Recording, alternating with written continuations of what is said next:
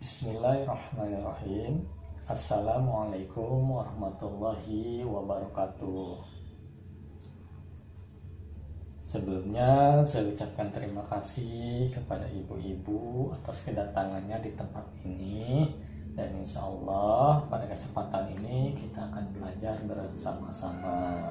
Tetapi terlebih dahulu saya akan membuat satu sapaan untuk ibu-ibu. Jika nanti saya perlu atau membutuhkan perhatian dari ibu-ibu.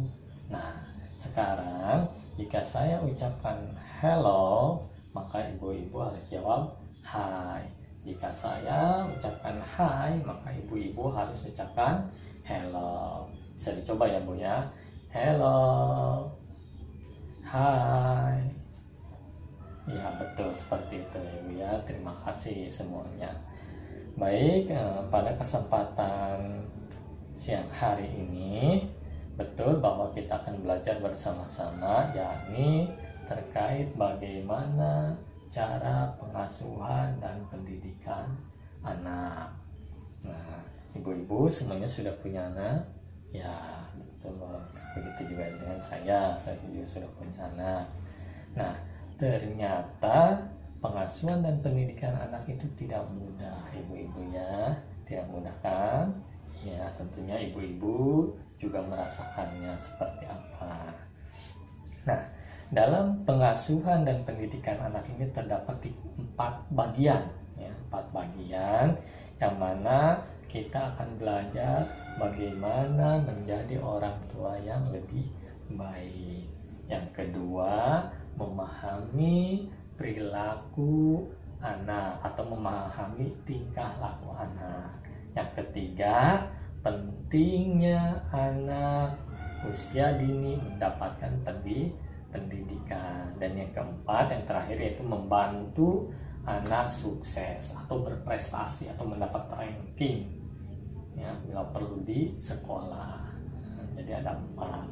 Nah, ibu-ibu ada anaknya yang sudah bersekolah di sini? Ada, oh ya ada. Nah, dalam belajar ini ibu-ibu harus ikut serta ya, ikut serta, terlibat, berpartisipasi tentunya, karena dalam pembelajaran ini kita akan menggunakan cara-cara yang partisipatif ibu-ibu ya.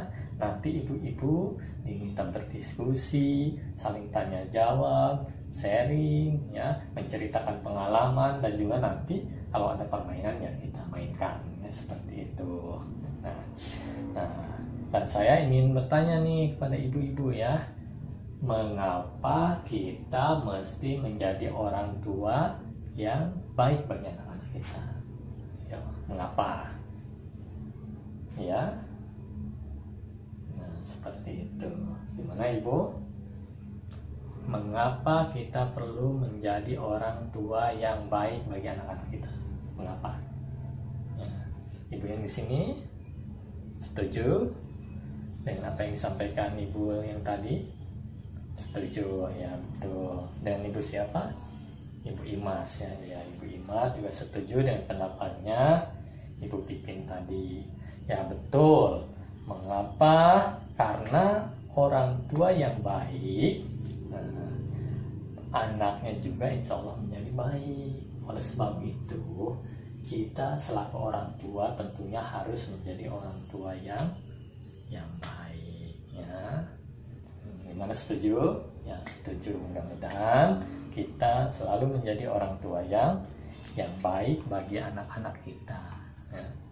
Nah, baik ibu, dalam kesempatan ini dalam materi bagaimana kita menjadi orang tua yang baik, salah satunya adalah sikap dan perilaku kita selaku orang tua. Itu sangat berkaitan dengan bagaimana menjadi orang tua yang lebih baik. Nah, sikap dan perilaku kita selaku orang tua, salah satunya kita harus memperkuat kasih sayang kita kepada anak-anak kita, memahami bagaimana pentingnya menyamakan antara ucapan perkataan yang kita ucapkan dan tingkah laku kita, Bu ya.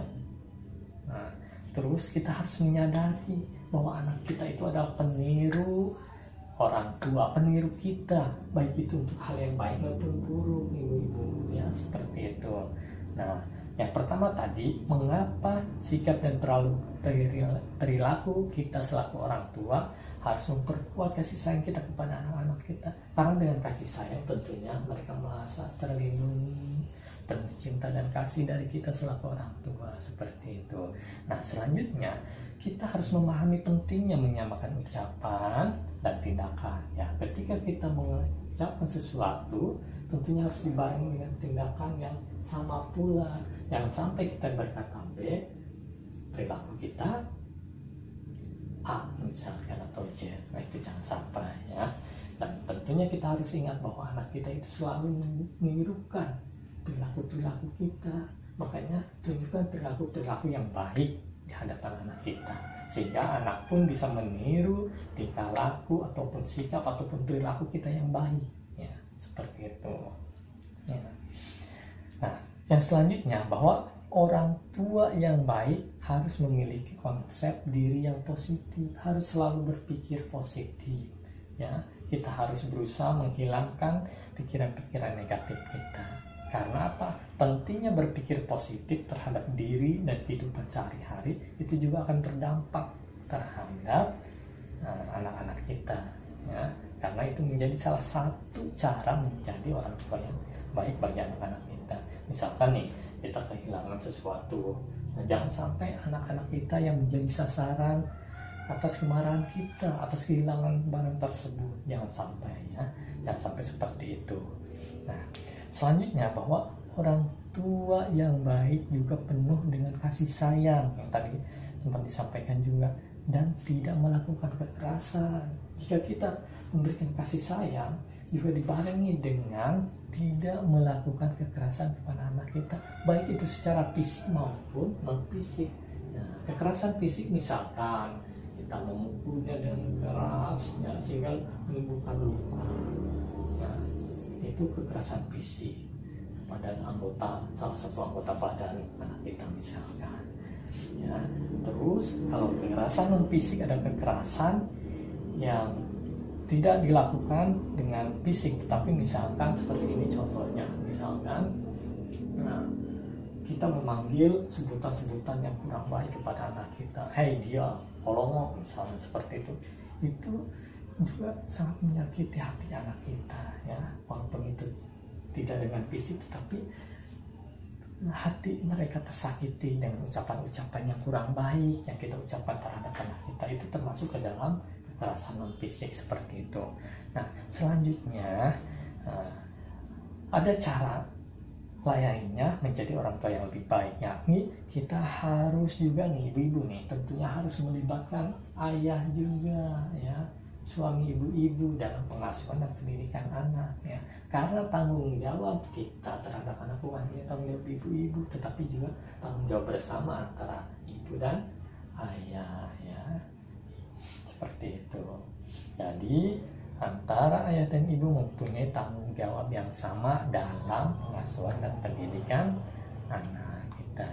Nah, jadi dalam hal ini ayah juga mesti dilibatkan dalam pengasuhan ya, membantu ibu dalam pengasuhan karena memberikan manfaat yang baik tentunya ayah ini ya, seperti itu.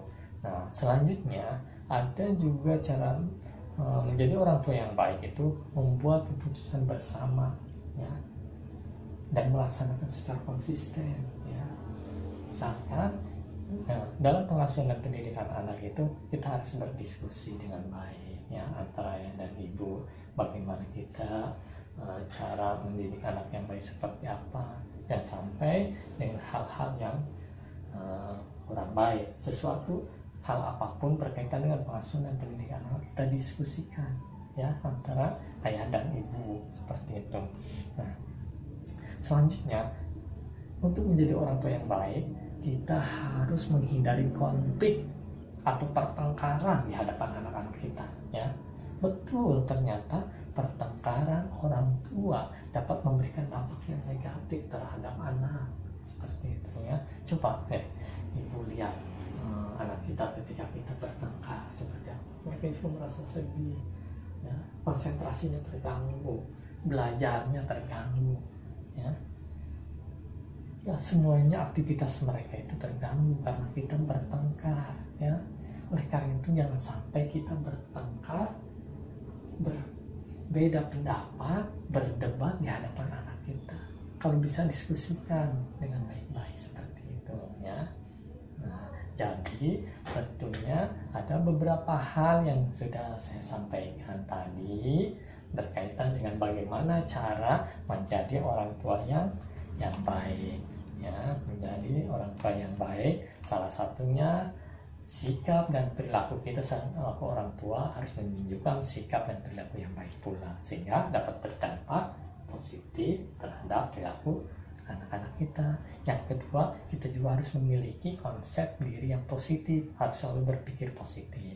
Terus juga kita harus mempunyai kasih sayang kepada anak-anak kita dan tidak melakukan kekerasan kepada anak-anak kita, baik fisik maupun non fisik. Terus juga ibu harus juga melibatkan ayah dalam pengasuhan dan pendidikan anak, ya. Terus membuat keputusan bersama, jangan sampai kita antara ayah dan ibu istilahnya tidak satu pendapat, tetapi harus kita kuatkan dalam satu pendapat untuk mendidik dan pengasuhan anak kita, yang seperti itu. Dan kita harus melaksanakannya secara konsisten. Terus juga kita harus menghindari konflik atau bertengkar di hadapan anak-anak kita, seperti itu ibu-ibu, ya. Nah, baiklah, ternyata pembelajaran hari ini kita cukupkan dulu dan kita akan lanjut di pertemuan yang selanjutnya. Tapi terlebih dahulu, supaya sebelum kita akhiri, supaya kita rileks kembali, tidak tegang, boleh kita melakukan refleksi. Boleh ibu-ibu berdiri, ya, nanti ikuti saya, ya. Nah, seperti ini, ketika saya pegang kepala, ibu-ibu juga ikuti sambil sebutkan apa yang kita pegang. Misalnya gini, kepala, pundak, lutut, kaki, kepala, pundak, lutut, kaki, boleh ya diikuti. Jangan banyak-banyak, kita lakukan 5 kali saja supaya kita kembali rileks. Oke, siap? Ikuti saya ibu-ibu, ya.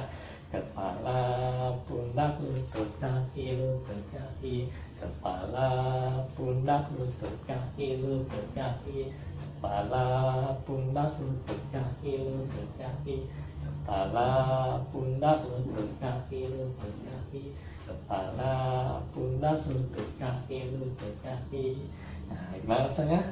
Kembali segar, enak? Ya, terima kasih ibu-ibu, ya. Kita cukupkan sekian pertemuan hari ini dan kita akan lanjutkan di pertemuan-pertemuan selanjutnya. Dari saya cukup sekian, terima kasih.